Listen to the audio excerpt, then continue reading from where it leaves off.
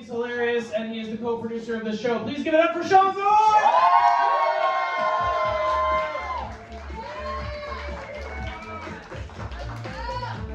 Listen to Shakira's breakup song!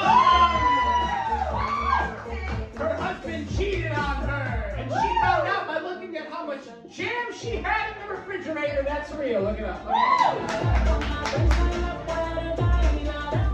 This is the part where she talks about how he left her with a big debt in the treasury. She's also neighbors with her mother-in-law. Okay, my set cannot be about this. But it might. Are y'all having fun? Yeah! Cool. Alright, well then let me ask you this. How is your seasonal depression? Let's hear it. Liars! If you're really depressed, you wouldn't have cheered. You would have thought, all right, I'll cheer tomorrow. And then tomorrow comes and you don't cheer. And you feel even worse. That's how it works. I'm depressed. Yeah! And it's fun. It's really kicking my ass. I thought about picking up a happy lamp recently. Do you know what a happy lamp is? It's one of those, it's a light therapy box. It mimics natural light, tricks your brain out of all of its, seasonal affective disorder symptoms. And I thought, I could use some of that. I want to get one for me. I want to get one for my dad as well, because I think he could be a little nicer. And I think maybe this will get him here, But my dad's a boomer, which is why I'm hesitant to get him a happy lamp, because it just sounds like, a happy lamp sounds like something a boomer would get just unreasonably angry about, Like I tell him about it, and he's like, it's a lamp for when you're sad. Back in my day, when things got tough, we killed ourselves like real. I've heard of retail therapy, but this is fucking ridiculous. You think when I was pinned in Cambodia, I was looking to plug something in, I think it's important to note here that my father did not fight in the Vietnam War. He burned his draft card. I don't think he'll be receptive to a happy lamp, so maybe I'll just tell him it's like a reading light. I'll just be like, oh, it's, you can read by it, and hope one day he calls me and he's like, man, I didn't know I fucked with Agatha Christie this much. Did you read that new Tana French? It's fantastic. My dad likes to give me all kinds of advice. One time he told me, divorce is stupid, Shawnee, don't get married.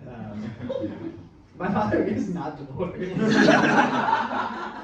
He just felt compelled to, give me that little nugget of wisdom. He likes to give me career advice as well. He tells me that I should get a stage name, which I really appreciate it, because that means that he watched me do this and he was like, no.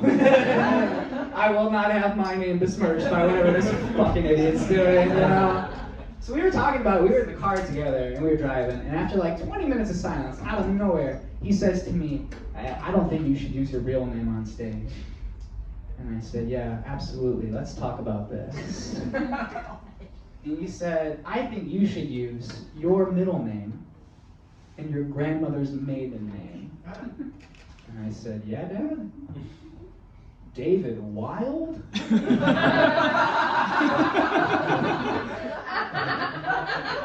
It's a good name if I want to fuck on camera.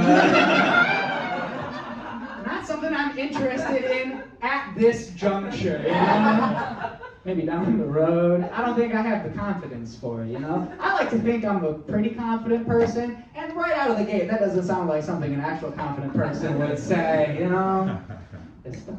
But I do this, and this requires, like a near complete lack of humility altogether, to really see it through. But I'm confident, but I'm afraid I'm confident without, the intellect to really back it up, I use macabre in everyday conversation all the time. And if I can be honest with you, I'm not real solid on what it means. Like, what is that, like a French pastry or something? It's wild. I think it stems from a lack of reading, I don't read like well. I know how to read, make no mistake. That says they broke every rule. Okay, so didn't ask someone what it said, and they told me, and I memorized it, you know? Like my favorite artist of all time, Leah Michelle, who can do no wrong in my eyes. She sounds like an awful person. But you know, and I'm not just talking about books. You know, I'm talking about, you know, labels, general directions. I was rubbing body wash into my skin thinking it was moisturizer for months. For months I had been doing this, you know, until one day my girlfriend walked into our room while I was doing it, and she looked at me and she said, "What are you doing?" Which honestly is the 4 worst words you can hear standing naked rubbing lotion into yourself, you know? She said, "What are you doing?" And I said, "I'm love fitting myself. I'm a little bit dry, I'm moisturizing." And she said, "That's body wash." And I looked at the bottle, and it for sure was body wash that I had been rubbing dry into my skin for months. And you know the most fucked up part about it? It worked. My skin was soft, it smelled like coconut, you know? And I thought back to when we were at the store together, and she said to me, "Oh, this is body wash. It'll help moisturize your skin." And what I heard was, "This is moisturizer. Rub it dry into your skin." And I think that is just so macabre. You know?